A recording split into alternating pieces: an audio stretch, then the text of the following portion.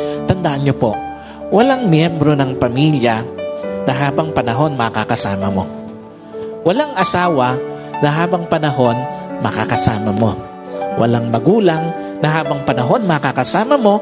Walang anak na habang panahon makakasama mo. And at the same time, wala din namang kapatid na habang panahon makakasama mo.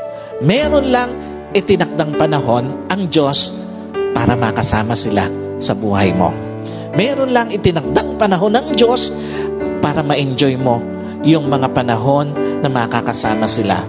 Bawat panahong kasama ang pamilya, pahiram ng Diyos. Bawat panahong kasama mo sila o bawat araw na kasama mo sila, kabawasan yon sa panahong makakasama mo sila. At bawat sandali na lilipas, palapit ng palapit yon sa pagtatapos ng pahiram na panahon sa iyo ng Diyos.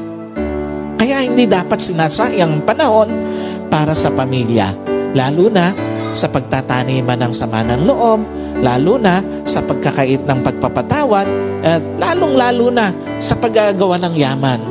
Napakawalang kwenta ng mga bagay na minsan hinahayaan natin na sayangin yung panahon na dapat kasama natin ang pamilya natin.